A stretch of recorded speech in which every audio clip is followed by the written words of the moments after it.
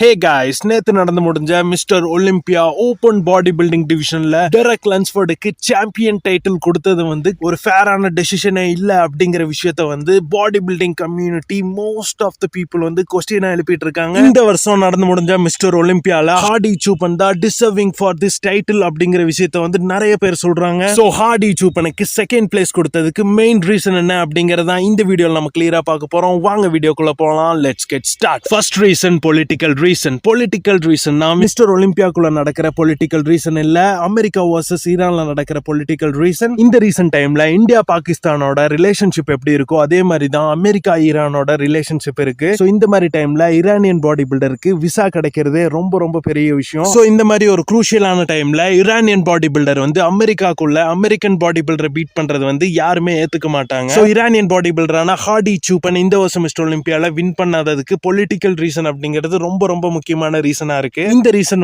நியாயமானதா அப்படின்னு கேட்டீங்கன்னா கண்டிப்பா கிடையாது. செகண்ட் ரீசன் ரெப்ரசன்டேஷன் அப்படிங்கிறது மிஸ்டர் ஒலிம்பியாவை பொறுத்த வரைக்கும் ரொம்ப ரொம்ப முக்கியமான விஷயம். மிஸ்டர் ஒலிம்பியா அப்படிங்கிறது மில்லியன்ஸ் ஆஃப் டாலர்ஸ் பிசினஸ் நடக்கிற ஒரு பிளேஸ். சோ இந்த பிசினஸ் அண்ட் பாடி பில்டிங்க்கு ஒரு பெஸ்ட் ப்ரொமோட்டரை தான் மிஸ்டர் ஒலிம்பியாவா சூஸ் பண்ணுவாங்க. அந்த வகையில பார்க்கும்போது ஹார்டி சூப்பன் கம்யூனிகேஷன்ல வெரி வெரி பேட். அவருக்கு இங்கிலீஷ் சுத்தமாவே அண்டர்ஸ்டாண்ட் பண்ணவோ இல்ல பேசவோ சுத்தமாவே தெரியாது. சோ பேசிக் கம்யூனிகேஷன்லயே பேடா இருக்கிற ஒரு பாடி பில்டரை சூஸ் பண்ணோம் அப்படின்னா பிசினஸ் அண்ட் ப்ரொமோஷன் வைஸ் கண்டிப்பா லாஸ் ஆகும். சோ இதுவும் ஹார்டி சூப்பன் தோக்கறதுக்கு ஒரு மெயின் ரீசனா இருந்திருக்கு. Third reason, last year mister ஒலிம்பியால ஹார்டி சூப்பனோட சைஸ் அண்ட் கண்டிஷனிங் கம்பேர் பண்ணும்போது இந்த வருஷம் கொஞ்சம் கம்மியா இருக்கு அப்படின்னு சொல்லி ஆகணும். சோ இந்த மூணு ரீசனும் தான் இந்த வருஷம் மிஸ்டர் ஒலிம்பியால ஹார்டி சூப்பன் செகண்ட் பிளேஸ் பண்ணதுக்கு மெயின் ரீசன்ஸா இருக்கு. அண்ட் நீங்க இப்ப கேட்கலாம், பின் எப்படி ப்ரோ 2022 மிஸ்டர் ஒலிம்பியால Hadi Choopan champion title win பண்ணாரு அப்படின்னு? Very good question. இதுக்கு ஆன்சர் என்ன அப்படின்னு கேட்டீங்கன்னா 2022ல அமெரிக்கா ஈரானுக்கு இடையில எந்த பிரச்சனையும் இல்ல. அண்ட் அந்த டைம்ல ஹார்டி சூப்பன்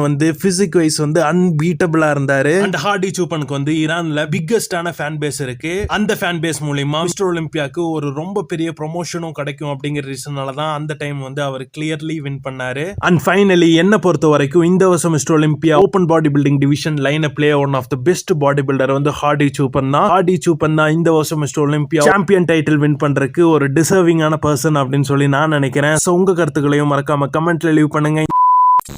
ட்ரைனிங் மிஸ்டர் ஒலிம்பியா சாம்பியனா இருந்த சாம்சன் டவுடா இந்த வருஷம் mister Olympia open body building டிவிஷன்ல 4th பிளேஸ் பண்ணதுக்கு என்ன ரீசன் ப்ரோ அப்படிங்கிற கொஸ்டின் என்னோட யூடியூப் கமெண்ட்ஸ்லயும் என்னோட இன்ஸ்டாகிராம் டிஎம்ஸ்லயும் நிறைய பேர் கேட்டிருக்காங்க. அதோட ஆன்சர் தான் இந்த வீடியோல நம்ம கிளியரா பார்க்க போறோம். வாங்க வீடியோக்குள்ள போலாம். Let's get start. இதோட ஆன்சர் பாத்தீங்கன்னா மிஸ்டர் ஒலிம்பியா ஸ்டார்ட் ஆகிறதுக்கு முன்னாடியே ஆல்ரெடி என்னோட ப்ரெடிக்ஷன் வீடியோலயே நான் கிளியரா மென்ஷன் பண்ணிருப்பேன். அதே விஷயத்தை தான் ஈவன் சாம்சன் டவுடா கூட ஆஃப்டர் மிஸ்டர் ஒலிம்பியா தன்னோட இன்ஸ்டாகிராம் போஸ்ட்லயே மென்ஷன் பண்ணிருக்காரு. அது என்ன அப்படின்னா, ஆஃப்டர் 2024 மிஸ்டர் ஒலிம்பியா விக்டரிக்கு அப்புறம் 2025 அர்னால்டு கிளாசிக்ல பார்ட்டிசிபேட் பண்ண சாம்சன் டவுடா டெரக் லன்ஸ்ஃபோர்ட் கிட்ட தோத்து போய் செகண்ட் பிளேஸ் பண்ணாரு. After the Arnold classic Samson Dauda judges கிட்ட ஃபீட்பேக் கேட்கும்போது ஜட்ஜஸ் என்ன சொன்னாங்க அப்படின்னா, கண்டிஷனிங் வைஸ் நீங்க டெரக் லன்ஸ்ஃபோர்டை விட கம்மியா இருந்தனால தான் இந்த வருஷம் அர்னால்டு கிளாசிக்ல நீங்க செகண்ட் பிளேஸ் பண்ணிருக்கீங்க. சோ இன்னி வர காம்படிஷன்ல கண்டிஷனிங் இன்க்ரீஸ் பண்ணீங்க அப்படின்னா டெஃபினெட்லி உங்களால சாம்பியன் டைட்டில் வின் பண்ண முடியும் அப்படின்னு சொல்லி இருக்காங்க. அதை கேட்ட சாம்சன் டவுடா 2025 மிஸ்டர் ஒலிம்பியால one of the best ever கண்டிஷனிங்ல பார்ட்டிசிபேட் பண்ணி அதுல சாம்பியன் டைட்டில் வின் பண்ணணும் அப்படின்னு சொல்லி பிளான் பண்ணாரு. அதை எக்ஸிக்யூட் பண்ணாரு. பட் இந்த பிரெப்ல என்ன ஆச்சு அப்படின்னா, அவரோட பிரெப்போட ஸ்டார்டிங்லயே கண்டிஷனிங்காக சைஸை